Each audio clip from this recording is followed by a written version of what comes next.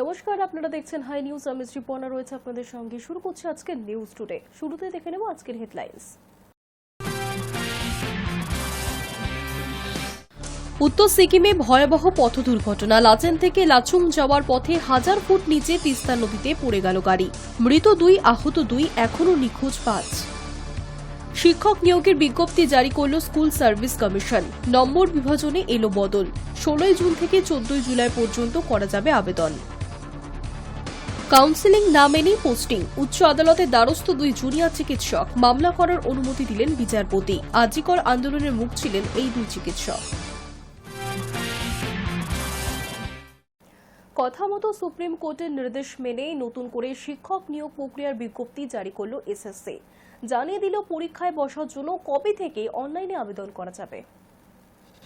Supreme কোর্টের নির্দেশ মেনেই নতুন করে শিক্ষক নিয়োগ প্রক্রিয়ার বিজ্ঞপ্তি জারি করল স্কুল সার্ভিস কমিশন। জানিয়ে দিল পরীক্ষায় বসার জন্য কবে থেকে অনলাইনে আবেদন করা যাবে। লিখিত পরীক্ষা কবে হতে পারে তাও জানালো এসএসসি। চাকরিহারাদের মধ্যে যাদের পরীক্ষায় বসার বয়সসীমা পেরিয়ে গিয়েছে তাদের বয়সসীমা ছাড়ের কথাও এসএসসির বিজ্ঞপ্তিতে উল্লেখ করা হয়েছে। 3 দিন আগে মুখ্যমন্ত্রী ঘোষণা করেছিলেন সুপ্রিম কোর্টের নির্দেশ মেনে 31শে মের আগেই নতুন করে চাকরির পরীক্ষার বিজ্ঞপ্তি জারি করা হবে। 30শে মে বিজ্ঞপ্তি জারি করা হবে বলে তিনি জানিয়েছিলেন। সেই মতো শুক্রবার এসএসসি শিক্ষক নিয়োগ প্রক্রিয়ার বিজ্ঞপ্তি জারি করল। নবম, দশম ও একাদশ, দ্বাদশ শ্রেণীর শিক্ষক শিক্ষিকা নিয়োগের বিজ্ঞপ্তি জারি করল এসএসসি। বিজ্ঞপ্তিতে কি জানিয়েছে এসএসসি? আগামী 16 জুন বিকেল 5টা থেকে অনলাইনে আবেদন জানানো যাবে। 14 জুলাই বিকেল 5টা পর্যন্ত অনলাইনে আবেদন গ্রহণ করা হবে। আবেদন ফি গ্রহণ করার শেষ সময় 14 জুলাই রাত 11:59। লিখিত পরীক্ষা হতে পারে সেপ্টেম্বরের প্রথম সপ্তাহে। লিখিত পরীক্ষার ফল প্রকাশ হবে অক্টোবরের চতুর্থ সপ্তাহে। ইন্টারভিউ নেওয়ার সম্ভাব্য সময় নভেম্বরের প্রথম সপ্তাহ থেকে তৃতীয় সপ্তাহ। প্যানেল প্রকাশ করা হবে 24শে নভেম্বর। কাউন্সেলিং শুরু হতে পারে 29শে নভেম্বর থেকে। মুখ্যমন্ত্রী ঘোষণা করেছিলেন 2016 সালের এসএসসির প্যানেলের চাকরিহারাদের মধ্যে যাদের পরীক্ষায় বসার বয়সসীমা পেরিয়ে গিয়েছে তাদের ক্ষেত্রে বয়সসীমায় ছাড় দেওয়া হবে। এসএসসির বিজ্ঞপ্তিতেও সে কথা উল্লেখ রয়েছে। পরীক্ষায় বসার ন্যূনতম যোগ্যতা সম্পন্ন যে কোনো ভারতীয় চাকরি প্রার্থী পরীক্ষায় বসতে পারবেন। পুরুষ চাকরি প্রার্থীদের মেয়েদের স্কুলে নিয়োগ করা হবে না। নবম ও দশম শ্রেণীর শিক্ষক শিক্ষিকা নিয়োগের ক্ষেত্রে জেনারেল ও ওবিসি চাকরি প্রার্থীদের আবেদনপত্র অনলাইনে জমা দিতে ফি লাগবে 500 টাকা। সেখানে এসএসসি, এসটি ও শারীরিক প্রতিবন্ধী চাকরি প্রার্থীদের জন্য ফি 200 টাকা। একাদশ, দ্বাদশ শ্রেণীর চাকরি প্রার্থীদের ক্ষেত্রেও আবেদনের ফি একই। Hi news network. চাকরি ফেরত চেয়ে মাটি আঁকড়ে আন্দোলন। হকের চাকরি ফেরানোর দাবিতে পথে চাকরিহারারা। মিছিল শুরুর আগেই চাকরিহারাদের মিছিলে বাধা পুলিশের। শিয়ালদা স্টেশনের সামনে চাকরিহারাদের ধরপাকড় শুরু। পূর্ব নির্ধারিত ঘোষণা অনুসারেই সুপ্রিম কোর্টের নির্দেশ মেনে নতুন করে পরীক্ষা বিজ্ঞপ্তি প্রকাশ করেছে এসএসসি। আর সেদিনই পথে নামলেন চাকরিহারা শিক্ষকরা। আন্দোলনরত চাকরিহারা শিক্ষকরা বলেই দিয়েছিলেন তারা আর পরীক্ষা দিতে চান না, তারা হকের চাকরি ফেরত পেতে চান। শুক্রবারই শিয়ালদা থেকে নবান্ন পর্যন্ত অর্ধনগ্ন মিছিলের ডাক চাকরিহারা শিক্ষকদের। শুক্রবার তাই নজিরবিহীন পুলিশি নিরাপত্তায় মুড়ে ফেলা হয় শিয়ালদা চত্বর। পুলিশের স্পষ্ট ঘোষণা, অনুমতি নেই, জমায়েত করবেন না, করলে আইনানুগ ব্যবস্থা নেওয়া হবে। হকের চাকরি ফেরত পেতে চেয়ে মিছিলের কর্মসূচি ছিল শুক্রবার, আর তারই আগে পুলিশের ধরপাকড় তুলে দেওয়া হলো প্রিজন ভ্যানে। অভিযোগ, বেশ কিছু ক্ষেত্রে দেখাই হলো না কে আন্দোলনে এসেছেন আর কে আসেননি। আন্দোলনকারীরা আগেই ঘোষণা করেছিলেন অর্ধনগ্ন অবস্থায় মহামিছিল করা হবে। সেই কর্মসূচি শুরুর আগেই শুরু হয়ে গেল উত্তেজনা। মিছিল শুরুর আগেই রাস্তায় অপেক্ষারত চাকরিহারাদের তুলে নিয়ে গেল পুলিশ। আমায় কেন তুলে নিয়ে যাচ্ছেন, আমি কি করেছি? চিৎকার করলেও সেই প্রশ্নের উত্তর পাওয়া যায়নি। তার আগেই তাদের ঠাঁই হলো প্রিজন ভ্যানে। দেখা গেল রাস্তার ধারে অপেক্ষা করছিলেন 2 মহিলা চাকরিহারা শিক্ষিকা। তাদেরও তুলে নিয়ে গিয়েছে পুলিশ। প্রিজন ভ্যানে উঠে চিৎকার করে প্রশ্ন করলেন তারা, আমায় কেন নিয়ে যাচ্ছেন? সরে যেতে বলেছিলেন, সরে গিয়েছি, তাও তুলছেন কেন? উত্তর মিলল না। তারা খাতায় কলমে এখনো সরকারি কর্মচারী হলেও তাদের প্রিজন ভ্যানে তুলে নিয়ে গেল পুলিশ। সকাল থেকেই গোটা শিয়ালদা চত্বরে প্রচুর পুলিশ মোতায়েন রয়েছে। শিয়ালদা চত্বরে হাজির 4 ডিভিশনের ডিসিরা। শিয়ালদা চত্বরেই মিছিল আটকে দেওয়ার প্রচেষ্টা স্পষ্ট। জমায়েত তিলমাত্র শুরুর আগেই পুলিশ তাদের সরিয়ে নিয়ে যায়। পরিষ্কার জানিয়ে দেওয়া হয়েছে, জমায়েতের অনুমতি নেই, কেউ জমায়েত করবেও না। এ যেন নজিরবিহীন ছবি। রেলওয়ে স্টেশন ও মেট্রো স্টেশনের বাইরে একেবারে তীক্ষ্ণ দৃষ্টিতে অপেক্ষা করছেন পুলিশ কর্মীরা। কাউকে দেখে সন্দেহ হলেই জিজ্ঞেস করা হচ্ছে, আপনি কি 2016 সালের প্যানেলের চাকরিহারা প্রার্থী?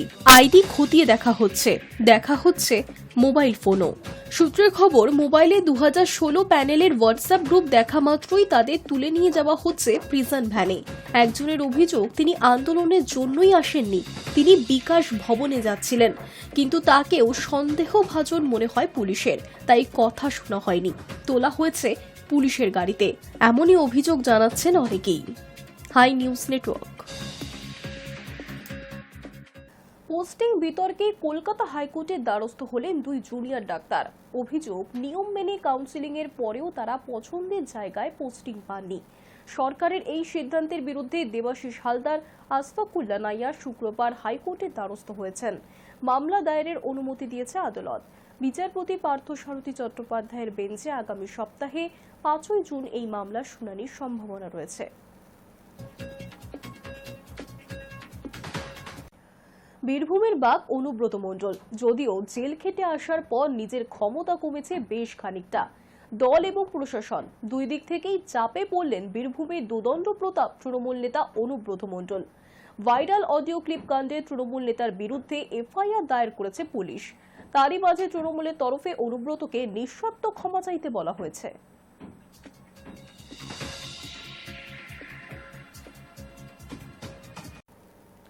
উত্তর সিকিমে দুর্ঘটনা, নিয়ন্ত্রণ হারিয়ে রাস্তা থেকে 1000 ফুট নিচে পড়ে গেল পর্যটকদের একটি গাড়ি। তিস্তা নদীতে গাড়িটি পড়ে গিয়েছে বলে জানিয়েছেন স্থানীয়রা। রাত থেকে উদ্ধার কাজ চলছে, তবে খারাপ আবহাওয়ার কারণে বারবার উদ্ধার কাজ ব্যাহত হচ্ছে। বৃহস্পতিবার রাতে উত্তর সিকিমের চুংথাং থেকে মুন্সিথাংয়ের দিকে যাচ্ছিল পর্যটকদের গাড়িটি। ছিলেন মোট 11 জন।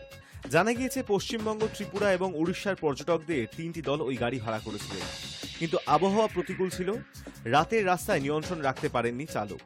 ভারসাম্য হারিয়ে গাড়িটি খাদের দিকে এগিয়ে যায়, গড়িয়ে পড়ে 1000 ফুট নিচে। মঙ্গানের পুলিশ সুপার সোনাম ডিজু জানিয়েছেন, ভারতীয় সেনা, সিকিম পুলিশ, ইন্দো তিব্বত সীমান্ত পুলিশ উদ্ধার কাজে হাত লাগিয়েছে। সারা রাত ধরে তল্লাশি চলছে, তবে আবহাওয়া অনুকূল নয়। বারবার বাধা পাচ্ছেন উদ্ধারকারীরা। প্রথমে 2 জন পর্যটককে উদ্ধার করা গিয়েছিল, পরে উড়িষ্যার জাটপুরের বিজেপি সাধারণ সম্পাদক, তার স্বামী ও 2 সন্তানের মৃতদেহ উদ্ধার করা হয়, কিন্তু বাকিদের খোঁজ মেলেনি। আহতদের উদ্ধার করে গ্যাংটকের হাসপাতালে নিয়ে গিয়েছে পুলিশ। তাদের অবস্থা সংকটজনক বলেই জানা যাচ্ছে হাসপাতাল সূত্রে।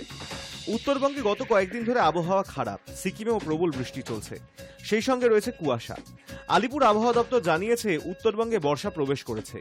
আগামী কয়েকদিন ভারী থেকে অতি ভারী বৃষ্টির সতর্কতা জারি করা হয়েছে দার্জিলিং সহ উত্তরের একাধিক জেলায়। সিকিমও তার ব্যতিক্রম নয়। এই পরিস্থিতিতে গত কয়েকদিন ধরে উত্তর সিকিমে পর্যটকদের যাতায়াত নিয়ন্ত্রণ করা হচ্ছিল, তার মাঝেই এই দুর্ঘটনা। Hi news network. ভারতে তৈরি বিমানবাহী রণতরী আইএনএস বিক্রান্তের ডেকে দাঁড়িয়ে আবার পাকিস্তানকে চরম হুঁশিয়ারি দিলেন প্রতিরক্ষা মন্ত্রী রাজনাথ সিং। অপারেশন সিন্দুরের সময় করাচি বন্দরের খুব কাছে পৌঁছে গিয়েছিল এই যুদ্ধজাহাজ। বিক্রান্তের দাপটে বন্দর থেকে সাগরে এগোনোর সাহস পায়নি পাক নৌসেনা। সেই সাফল্যকে উদযাপন করতেই কেন্দ্রীয় প্রতিরক্ষা মন্ত্রীর এই সফর। ভারতের প্রথম নিজস্ব নির্মিত বিমানবাহী রণতরী আইএনএস বিক্রান্তে পরিদর্শনে প্রতিরক্ষা মন্ত্রী রাজনাথ সিং। বর্তমানে আরব সাগরে মোতায়েন রয়েছে এই যুদ্ধজাহাজ। সম্প্রতি সফল হওয়া অপারেশন সিন্দুরে এই রণতরীর নেতৃত্বে থাকা ক্যারিয়ার ব্যাটেল গ্রুপ গুরুত্বপূর্ণ ভূমিকা নিয়েছিল। জাহাজে দাঁড়িয়ে রাজনাথ সিং বলেন, আমাদের আঘাত এতটাই শক্তিশালী ছিল যে পাকিস্তান গোটা বিশ্বকে বলেছিল ভারতের হামলা থামাতে, কিন্তু আমরা থেমেছি আমাদের শর্তে। নৌসেনার ভূমিকা এই গোটা অভিযানে ছিল গৌরবময়। তিনি বলেন, আপনাদের প্রস্তুতি শত্রুর মনোবল ভেঙে দিয়েছে। অ্যাকশন না নিয়েই আপনি যে কি ধরনের প্রতিক্রিয়া আনতে পারেন তা পাকিস্তান বুঝে গেছে। ভারতীয় নৌসেনার শক্তি, কৌশল ও ধ্বংসাত্মক ক্ষমতা তাদের আতঙ্কিত করে তুলেছে। ऑपरेशन सिंदूर के दौरान भारतीय नौसेना ने अपनी साइलेंट सर्विस से हर भारतवासी को प्रभावित किया है। खामोश रहकर भी भारतीय सेना ने पाकिस्तानी सेना को बांध कर रखने में कामयाबी हासिल की है। जरा सोचिए, जो खामोश रहकर भी किसी देश की फौज को बोतल में बंद कर सकता है, वह जब बोलेगा तो उसका नजारा क्या होगा, इसकी आप कल्पना कर सकते हैं। इस बार तो पाकिस्तान को भारतीय नौसेना की फायर पावर का सामना नहीं करना पड़ा, मगर दुनिया जानती है अगर पाकिस्तान ने इस बार कोई नापाक हरकत की तो हो सकता है कि इस बार की ओपनिंग और किसी के द्वारा न हो, हमारी नेवी के द्वारा हो। প্রতিরক্ষা মন্ত্রীর এই সফর সেনাবাহিনীর মনোবল বাড়ানোর ক্ষেত্রে অত্যন্ত তাৎপর্যপূর্ণ বলে মনে করছে প্রতিরক্ষা মহল। অপারেশন সিন্দুর সফলভাবে সম্পন্ন হওয়ার পর এই সফর থেকে সেই সাফল্যকে সম্মান জানানোর একটি পদক্ষেপ বলেই প্রতীয়মান। তিনি আরও বলেন, যখন ভারতীয় বায়ুসেনা পাকিস্তানের মাটিতে জঙ্গি ঘাঁটি ধ্বংস করছিল, তখন আরব সাগরে নৌসেনার মোতায়েন তাদের সামুদ্রিক সচেতনতা এবং শ্রেষ্ঠত্ব এমন এক অবস্থা তৈরি করেছিল যাতে পাকিস্তানের নৌসেনা বন্দরের বাইরে পা রাখার সাহস পর্যন্ত পায়নি। এছাড়া পাকিস্তানের প্রতি কড়া বার্তা দিয়ে রাজনাথ সিং বলেন, স্বাধীনতার পর থেকে পাকিস্তান যে সন্ত্রাসবাদের খেলা খেলেছে তার সময় শেষ। এবার যদি তারা ভারতের বিরুদ্ধে জঙ্গি কার্যকলাপে উস্কানি দেয় তাহলে তাদের চরম মূল্য দিতে হবে। ভারত আর চুপ করে বসে থাকবে না। আমরা সব রকম পদ্ধতি ব্যবহার করব সন্ত্রাসের শিকড় উপড়ে ফেলতে। প্রতিরক্ষা কর্তৃপক্ষ জানিয়েছে, আইএনএস বিক্রান্তের নেতৃত্বে কেরিয়ার ব্যাটেল গ্রুপ ছিল পাকিস্তানের জন্য একটি কৌশলগত বার্তা। উত্তর আরব সাগরে এই বিমানবাহী যুদ্ধজাহাজের সঙ্গে ছিল 8 থেকে 10টি যুদ্ধজাহাজ, যার মধ্যে ছিল ডেস্ট্রয়ার ও স্টেলথ মিসাইল ফ্রিগেট। তথ্য অনুযায়ী ওই ব্যাটেল গ্রুপে অন্তর্ভুক্ত ছিল 7টি ডেস্ট্রয়ার, যেগুলিতে লাগানো ছিল ব্রহ্মস ক্ষেপণাস্ত্র, মিডিয়াম রেঞ্জ স্যাম ও বরুণাস্ত্র টর্পেডো। এগুলি স্থল, আকাশ এবং জলের তলদেশ থেকে আসা হুমকি মোকাবেলায় সক্ষম।